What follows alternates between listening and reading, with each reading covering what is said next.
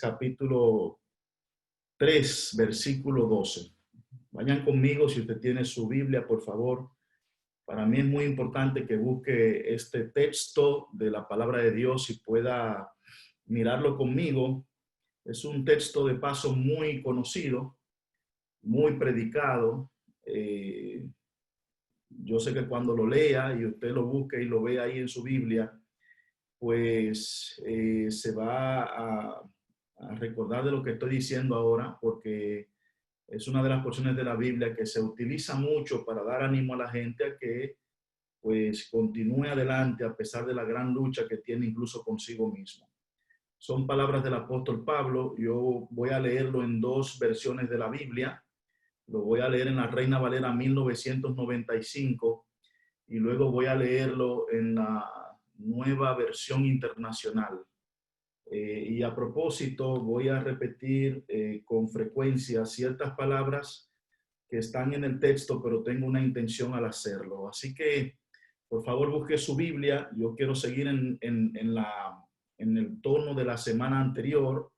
Me imagino que una gran parte de los que están aquí conectados, pues estuvieron el sábado pasado.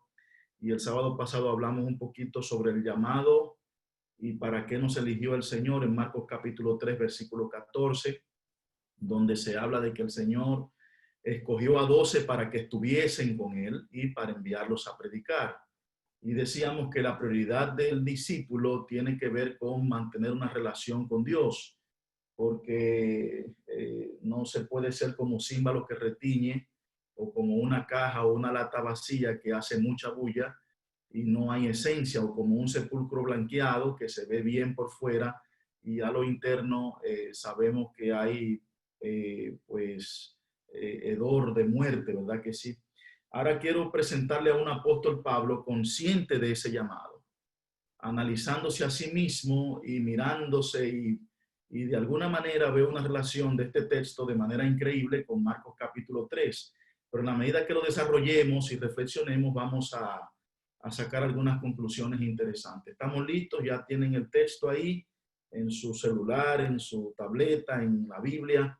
Me gusta todavía en este tiempo, por lo menos para mis estudios personales, utilizar los libros. Así que de repente saco los libros, los leo, los subrayo, le hago comentario al lado y para mí es una experiencia muy interesante. Quiero, antes de leer el texto, invitarles a cerrar sus ojos y a orar para que pidamos la dirección de Dios. Querido Padre, gracias porque nos permite reunirnos una vez más con esta intención de encontrarnos contigo. Pedimos tu dirección al abrir tu palabra. La abrimos con reverencia y pedimos que tu Espíritu Santo nos dirija en el estudio de hoy en el nombre de Jesús. Amén. Miren qué dice el texto. No que lo haya alcanzado ya, ni que ya sea perfecto, sino que prosigo por ver si logro asir aquello para lo cual también fui asido por Jesús. Versículo 3. Yo mismo no pretendo haberlo alcanzado ya, pero una cosa hago, olvidando ciertamente lo que queda atrás y extendiéndome hacia lo que está delante, prosigo a la meta, al premio del supremo llamamiento de Dios en Cristo Jesús. Lo voy a leer de nuevo, es muy importante. No que lo haya alcanzado ya, ni que ya sea perfecto, sino que prosigo por ver si logro asir aquello para lo cual también fui asido por Cristo Jesús. Hermanos, yo mismo no pretendo haberlo alcanzado ya, pero una cosa hago, olvidando ciertamente lo que queda atrás y extendiéndome a lo que está delante, prosigo a la meta, al premio del supremo llamamiento de Dios en Cristo Jesús. Este texto, como yo les dije, que ha sido muy predicado, muy visto, muy conocido, muy utilizado, puede parecer sencillo, motivador, pero yo quiero complicarlo un poquito esta mañana para verlo. Voy a leer ahora en esta versión que es la Nueva Internacional y voy a hacer algunas preguntas. Filipenses capítulo 3, versículo 12. Pablo dice, no es que lo haya conseguido todo, no lo he conseguido todo, o que ya sea perfecto. Sin embargo, sigo adelante esperando alcanzar aquello para lo cual Cristo me alcanzó a mí. Hermanos, yo no pienso o yo mismo que lo haya logrado, más bien una cosa hago, olvido lo que está detrás y me esfuerzo por alcanzar lo que está delante. Sigo avanzando hacia la meta para ganar el premio que Dios ofrece mediante el llamamiento celestial en Cristo Jesús. Permítanme explicarles cuáles son las cosas que me preocupan. El apóstol Pablo está muy preocupado porque él sabe que él fue alcanzado para alcanzar algo que él tiene que alcanzar, pero que cuando él revise el alcance, aún él no lo ha alcanzado. Quiero repetir eso. El apóstol como discípulo está consciente de que fue alcanzado para alcanzar algo, pero cuando él revisa si él alcanzó eso que él tiene que alcanzar y ve su nivel de alcance, él siente que aún él no ha alcanzado aquello para lo cual él fue alcanzado, pero que él tiene que alcanzar. ¿Se entendió un poquito mejor ahora? Lo repito de nuevo y tengo una intención. El apóstol sabe que cuando viene a este evangelio, Cristo lo alcanzó para que él alcance algo. Pero cuando él revisa si está alcanzando aquello para lo cual él fue alcanzado, y él sabe que tiene que alcanzar eso, pero aún él siente que no tiene que alcanzarlo, entonces él dice, yo no he alcanzado aquello para lo cual yo fui alcanzado, pero voy a hacer algo, no voy a mirar lo que queda atrás y voy a seguir extendiéndome a lo que está delante para alcanzar aquello para lo cual Cristo me alcanzó, porque yo tengo que ser un cristiano de alcance, que alcance aquello para lo cual he sido alcanzado, pero cuando reviso lo que tengo que alcanzar, siento que aún no lo he alcanzado todo. Ahora se entiende un poquito mejor, ¿verdad que sí? O sea, el apóstol, y yo pienso que debería ese nivel de conciencia estar en todos, revisa constantemente su vida, hace un análisis, una introspección y dice, ven acá, Cristo me llamó para alcanzar algo, pero cuando yo estoy revisando eso, siento que aún no he alcanzado aquello para lo cual Cristo me llamó. Mi llamado fue con propósito, mi llamado tiene objetivo, mi llamado, el Señor me llamó para algo, pero cuando yo reviso ese algo, veo un cristiano claro, consciente, un discípulo que sabe para lo que fue llamado, y cuando él revisa si está alcanzando eso, aunque está trabajando para eso, claro, el evangelio no es por obras, es por gracia, pero una vez que estamos aquí, Dios tiene un propósito definido, y él siente que no ha logrado alcanzar aquello que todavía él tiene que alcanzar y está luchando para alcanzar, pero siente que su alcance no ha sido el alcance adecuado para lo que él fue alcanzado. Entonces yo me pregunto cuando leo un texto así, ¿para qué cosa fue el apóstol alcanzado que él siente que todavía no ha tenido el alcance que Dios le ha desafiado a tener? Es la pregunta interesante. ¿Para qué hemos sido alcanzados nosotros? ¿Para qué hemos sido llamados nosotros? ¿Cuál es el llamado que Dios ha hecho a nosotros? ¿Cuál es el propósito que Dios tiene al establecernos como sus discípulos, como sus hijos? ¿Qué plan tiene Dios para nosotros en nuestra vida? Que el apóstol Pablo está consciente, lo revisa, lo evalúa, se mira a sí mismo, él sabe que fue llamado para alcanzar, se mide, se compara, hace la evaluación y llega a la conclusión, yo no lo he alcanzado, pero tengo que seguir intentando alcanzarlo. Y lo que voy a hacer para no perder mi alcance, ni mi motivación es no concentrarme en lo que no he alcanzado, sino intentar alcanzar aquello para lo cual Cristo me alcanzó. Entonces viene pregunta para el estudiante de la Biblia, ¿para qué me alcanzó Jesús? ¿Cuál es el plan que Dios tiene al traerme, al establecerme? ¿Qué propósito tiene Dios en el llamado que me ha entregado a mí?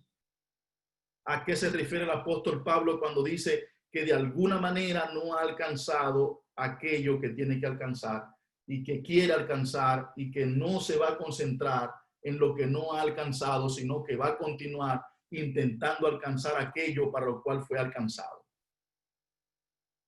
Ahora, el otro elemento sobre el cual también quiero desarrollar la reflexión de esta mañana está en la diferenciación, versículo 14, donde el apóstol Pablo hace una diferencia entre la meta para ganar el premio. Hay una diferencia entre la meta del cristiano y el premio, la meta y el premio. Una cosa es la meta a la que tengo que llegar, y al llegar a esa meta, entonces como consecuencia, yo recibo el premio parecido a una carrera. En una carrera de las que nosotros conocemos, pues usted ahora está de moda, ¿verdad? Los maratones, los 5K, los 10K, los 21K, y entonces usted llega a una meta, tiene una meta propuesta, y cuando llega a esa meta recibe un premio, un galardón. Entonces Pablo hace diferencia entre llegar a esa meta, tener la meta clara, y como consecuencia de eso, de llegar a esa meta, entonces evidentemente el apóstol Pablo pues dice que todos vamos a recibir el premio. Quiero contestar esa primera pregunta, y para hacerlo, la pregunta de que para qué el apóstol siente que fue llamado, y para hacerlo quiero acudir a una expresión que el apóstol Pablo usa en ese mismo texto, esa misma porción de la Biblia, cuando él habla de la perfección. Él habla de que él siente que todavía no es perfecto. Evidentemente, su modelo es Cristo. El modelo del apóstol Pablo es Cristo, y cuando él se mira en comparación con Cristo, él dice, aún no he llegado a ese nivel de crecimiento, aún no he llegado al tamaño del maestro, aún no he llegado a la imagen del maestro, a la semejanza del maestro, porque Cristo a mí me llamó para ser perfecto, que los atributos del Señor, de Jesús, también vengan a mi vida, que yo pueda ser como Él es. Ese es el llamado, poder ser como Él es, ser semejante a Jesús, ser perfecto. Sé pues vosotros perfectos, como vuestro Padre también es perfecto.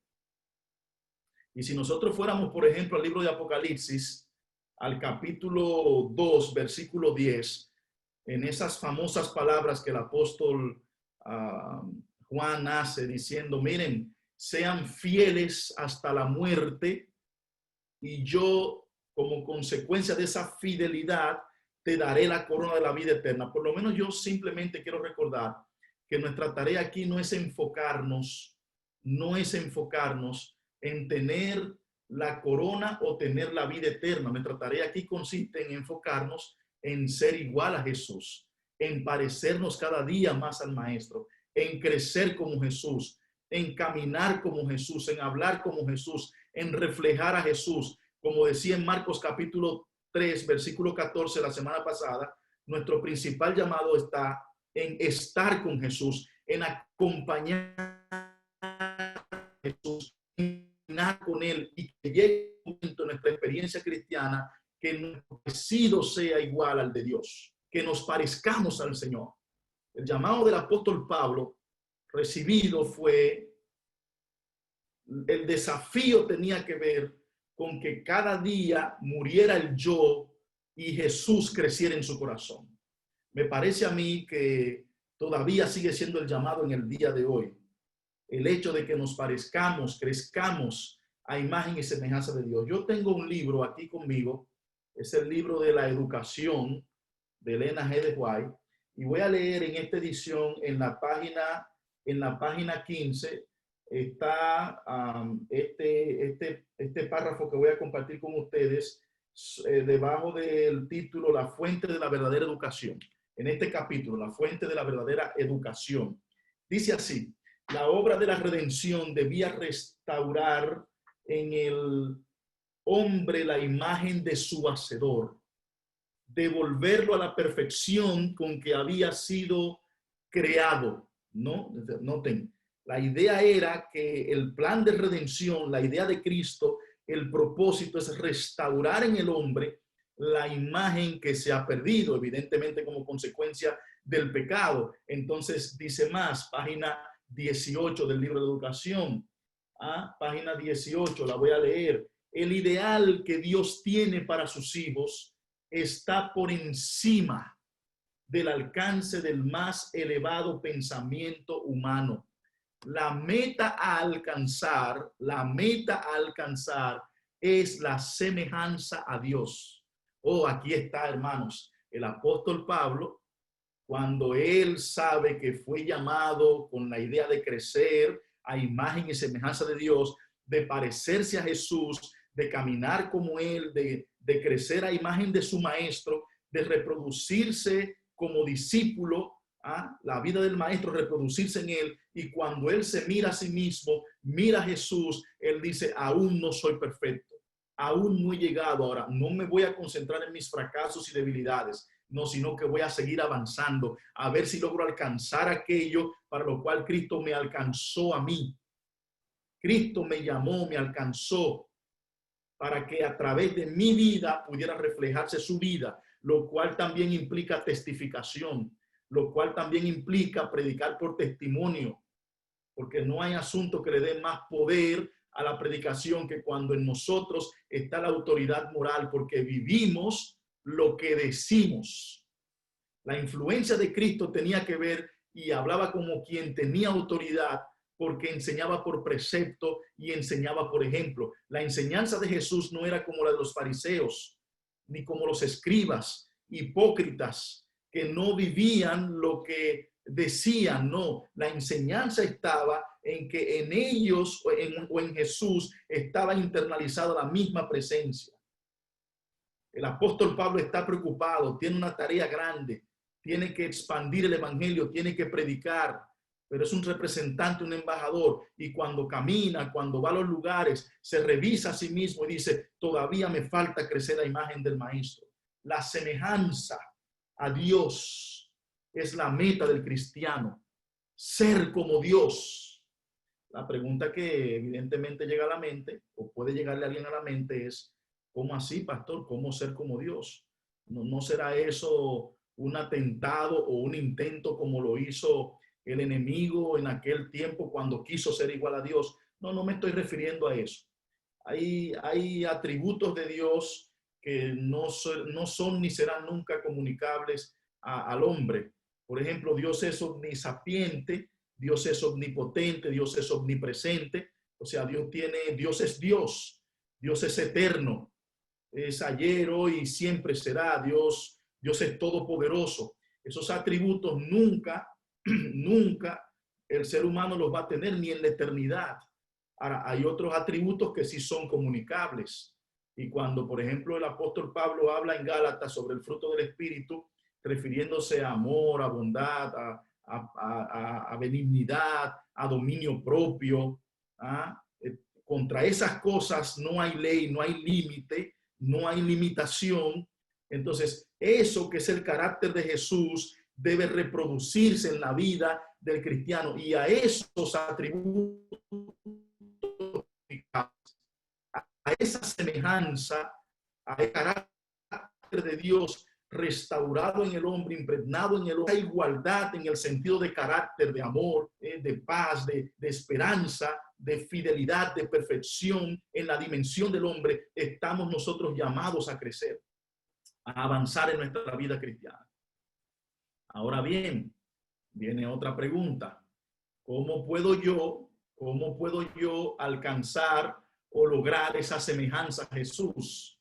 Y aquí quiero traer en la reflexión de hoy la parte práctica de la semana pasada. La semana pasada decíamos, los discípulos en Marcos capítulo 3, versículo 14, fueron llamados para estar con Jesús y para ser enviados a la predicación del evangelio. Y entonces decíamos, la prioridad del discípulo tiene que ver con acompañar, caminar, mantenerse en conexión con el maestro, mantener comunicación con Jesús, una relación constante, permanente con el Señor.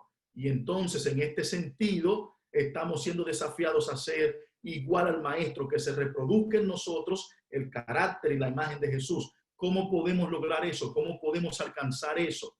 Hay un texto en 2 de Corintios, capítulo 3, versículo 18, que habla de cómo Dios puede lograr la transformación de nuestras vidas a imagen y semejanza de Dios. El texto lo leo porque ustedes pueden buscarlo y lo conocen, posiblemente lo han escuchado.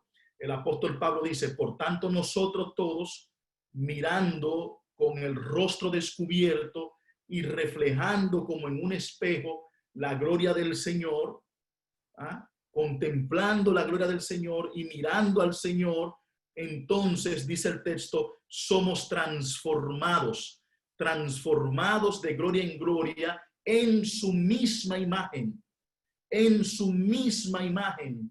Y entonces el texto termina diciendo, por la acción del Espíritu del Señor. Dos detalles: el Espíritu es el agente transformador. El Espíritu es el que pone en nosotros el querer como el hacer por su santa y divina voluntad. El Espíritu es el que con Jesús inicia la obra y será fiel en completarla. Y dice la Biblia ahora y el apóstol que cuando dedicamos tiempo a la contemplación, cuando dedicamos tiempo a conectarnos, a mirar a Dios, dedicamos tiempo a andar con Él, entonces el Espíritu toma una posición donde puede obrar el cambio o la semejanza a Dios en nuestra vida. El cambio es una obra del Espíritu, no es una obra nuestra. Nuestra obra o nuestro compromiso es cada día colocarnos en las manos de Dios. Cada día ir a la presencia de Jesús. Buscar primeramente el reino de Dios y su justicia, y todas las demás cosas vendrán por añadidura. Así que aquí está la primera invitación. Dediquemos tiempo a la contemplación. Dediquemos tiempo a mirar al Maestro. Dediquemos tiempo a caminar con Él diariamente. Dediquemos tiempo, según Marcos capítulo 3, versículo 14, a estar con Jesús, porque a eso fuimos llamados, a acompañar, a entregarle nuestra vida, a estar con Él. Les decía, queridos hermanos y amigos, la semana pasada, nadie puede dar lo que no tiene. Nadie podrá entregar a otro lo que no ha recibido. Y si pretendemos que otros vean a Jesús, conozcan a Jesús, Jesús tiene que venir a nuestras vidas. Si pretendemos que de alguna manera otros conozcan al Maestro, la experiencia nuestra tendrá un poder, no porque es nuestra, sino porque viene de Dios. Y por lo tanto, el discípulo tiene que dedicar tiempo a la contemplación, a mirar, detenerse a contemplar. Pero esto de contemplar no es abstracto, no, es algo muy práctico. Los discípulos contemplaron a Jesús, miraron a Jesús, caminaron con Jesús. Y tengo de nuevo este libro, El Camino a Cristo, me encanta, lo he leído en múltiples ocasiones y nuevamente hace un par de semanas atrás comencé a leerlo, lo tengo subrayadito, siempre lo reflexiono mucho. A mí ha sido de bendición. Camino a Cristo. Traduciendo esto de cómo los discípulos dedicaban tiempo a la contemplación.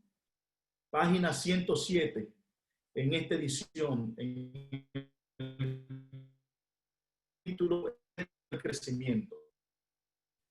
Necesitamos velar, luchar y orar para que nada pueda inducirnos a elegir a otro maestro, puesto que siempre estamos libres para hacerlo. Mantengamos, por lo tanto, los ojos fijos en Cristo y Él nos preservará. Así fue como los primeros discípulos llegaron a asemejarse a su amado Salvador. Cuando, escuchen los verbos de este párrafo, recuerden que un verbo indica acción y movimiento, por lo tanto aquí vamos a traducir lo de la semana pasada de cómo estaban los discípulos, cómo era su estar con Jesús, cómo caminaban con Él, cosas prácticas que ellos hacían, que realmente aterrizaban en lo práctico, porque alguien puede preguntarse, ¿y cómo era que los discípulos estaban con Jesús? Miren qué dice.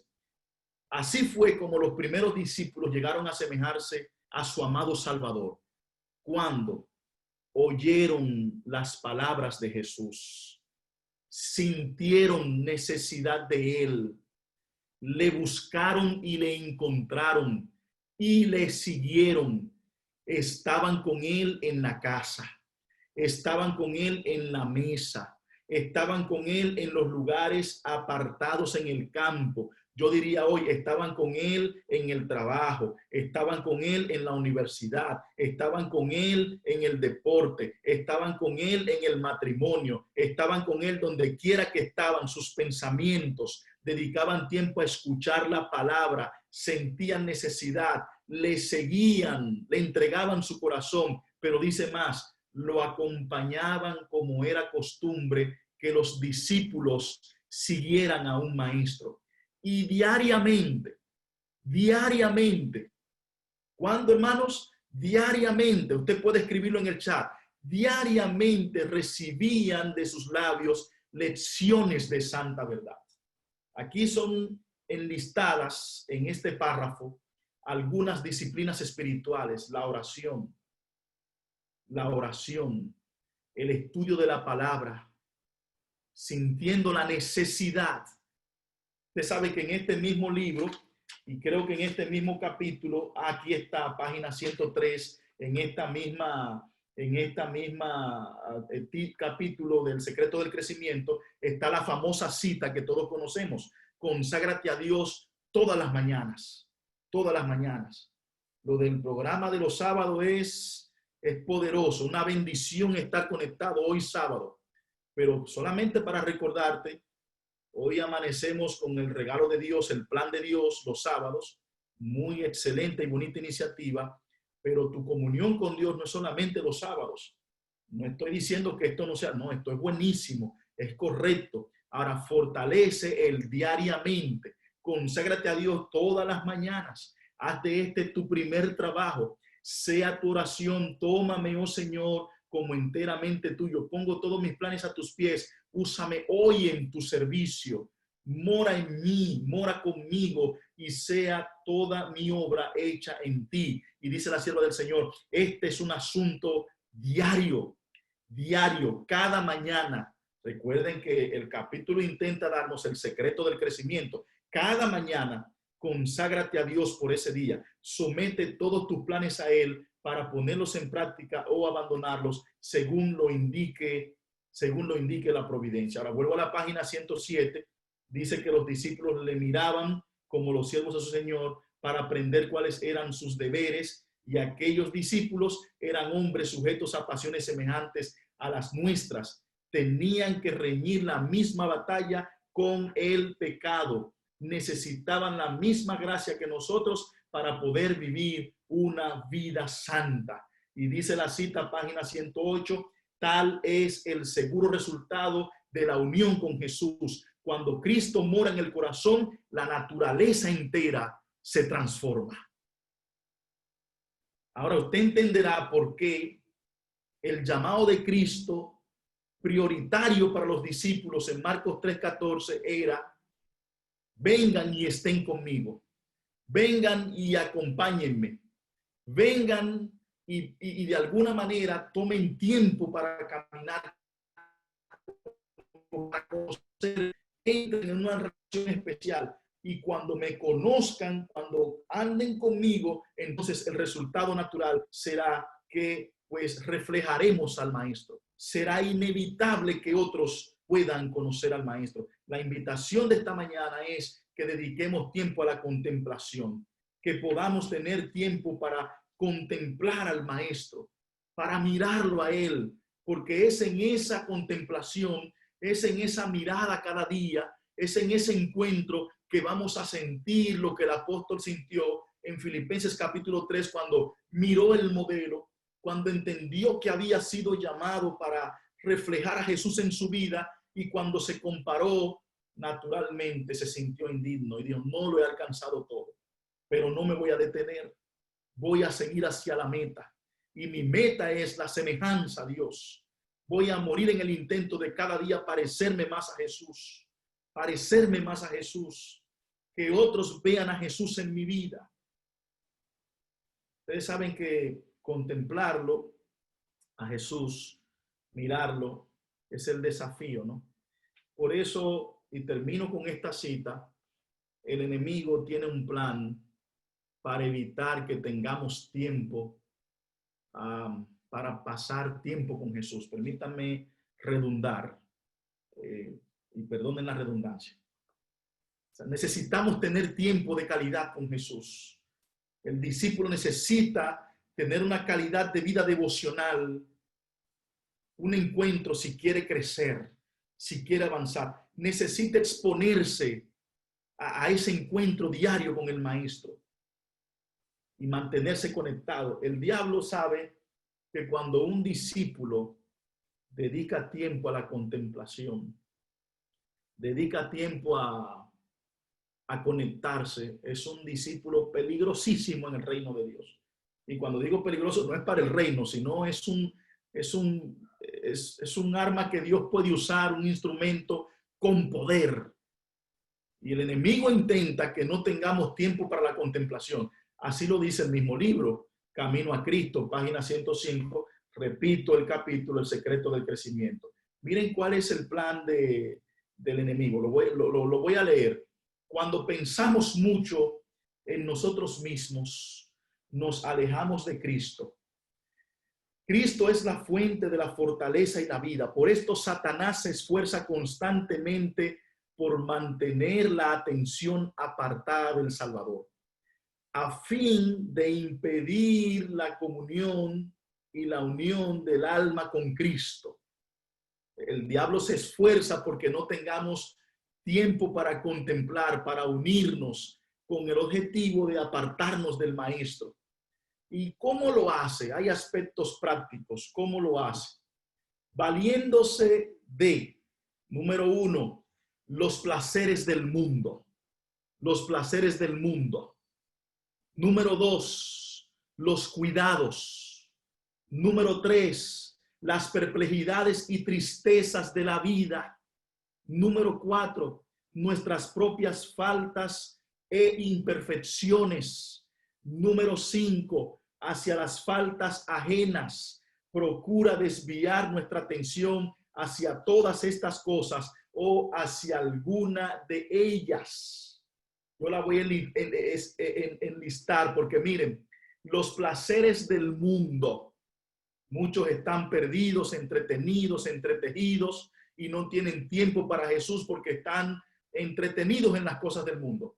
Pero no todos están entretenidos en las cosas del mundo, en cosas malas, en distracción, en doble moral. No, no, no. Hay otros, según este párrafo, que los cuidados. ¿Qué son los cuidados? Los cuidados son esos excesos, pero de cosas buenas.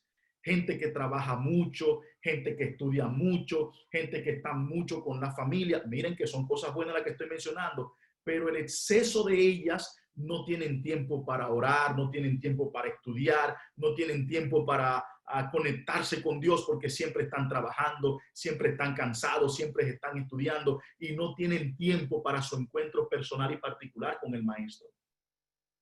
Y en este sentido, el diablo tiene a mucha gente atrapada, porque usted pudiera pensar, pero yo lo que estoy es trabajando, pero yo lo que estoy es estudiando, es haciendo obras de bien. Es más, lo que estoy es en las actividades de la iglesia, predicando y predicando, pero su calidad de vida devocional, su encuentro personal, eso de alguna manera está colapsando en su vida. Y estoy aprovechando por si en este grupo hay alguien o alguien que nos vea, si hay alguien que ha sustituido la esencia de la vida cristiana, entiéndase su relación personal con Dios por las actividades externas. No estoy diciendo que las actividades son malas, no, no, no, no, son buenas, las necesitamos. Necesitamos los retiros, las vigilias, las campañas, todo eso es importante. Todo eso ayuda en la predicación del evangelio. Ahora hay mucha gente metida en muchas actividades, pero al mismo tiempo con poca calidad de vida devocional. Yo sé que ustedes están entendiendo lo que estoy diciendo porque en algún momento nos hemos visto expuestos a ese tipo de tentación. Los cuidados, las perplejidades y tristezas de la vida, otros que tienen tantos problemas, enfermedades, situaciones, se viven quejando, otros que viven mirándose a sí mismos, sus propias faltas. Ahí fue que el apóstol Pablo no cayó en eso de quedarse mirando su imperfección, sino que dijo, está bien, no he llegado, no lo he alcanzado, pero una cosa yo voy a hacer, me voy a extender hacia lo que está delante. No voy a dejarme engañar del enemigo. y otros que viven mirando las faltas de los demás, las imperfecciones de los demás, y viven en una persecución constante. Ahora, la cita termina diciendo, no nos dejemos engañar por sus maquinaciones. Con demasiada frecuencia logra que muchos realmente concienzudos y que muchos realmente deseosos de vivir para Dios se detengan en sus propios defectos y debilidades, y logra separarlos así de Cristo para obtener la victoria. No debemos hacer del yo nuestro centro. No debemos hacer de nuestros pensamientos tampoco, ni alimentar tampoco la ansiedad de si seremos salvos o no. Hermanos queridos, querido Edgar, queridos líderes del regalo de Dios, mi hermano Casado, pastores, compañeros, en algún momento tengamos claro que el Señor nos alcanzó con la intención de reproducir en nosotros el carácter de Dios, de Jesús en nosotros. Y eso solo será posible en la medida en que contemplemos, velemos, oremos, estudiemos, caminemos, estemos con el Señor. Y como resultado natural de eso, otros verán a Jesús en nuestra vida. Nada le dará más poder a la predicación del Evangelio que Jesús viviendo en nosotros y a través de nosotros. Nada nos hará mejores discípulos que nuestra conexión con el Señor. Evidentemente, quiero terminar recordándoles que la semana pasada decíamos que no solamente debemos dedicarnos a la oración, sino que hay un trabajo de acción misionera constante y permanente, porque el que solo se dedica a orar, pronto dejará de hacerlo. Si en algún momento, hermano, hermana, amigo, compañero, has sentido ese impacto de mirar a Jesús y has dicho, no soy digno, por favor no te desanimes, no te vayas, no te apartes. La idea de compararte con el modelo siempre ha sido que te inspires más como el apóstol, a seguir adelante, a proseguir hacia la meta. Continúa, continúa. Dios continuará haciendo la obra en tu vida. No olvides, el que comenzó la obra, será fiel en completarla. Yo quiero que tú termines con ese sentimiento en tu corazón. Dios que comenzó la obra, en mí no hay posibilidad, en mí no hay capacidad de cambio, pero Dios que me llamó de las tinieblas a su luz admirable, Dios que me llamó, Dios que me estableció, Él que comenzó la obra, cuando otros no creían en mí, pero Dios creyó en mí, cuando otros no creen en mí, pero Dios cree en mí, Él que comenzó la obra, Él que comenzó la obra, Él que la comenzó. Aunque yo no sea fiel, Él que la comenzó. Aunque yo no tenga la capacidad, Él que la comenzó, Jesús, será fiel en completarla. Amén y amén.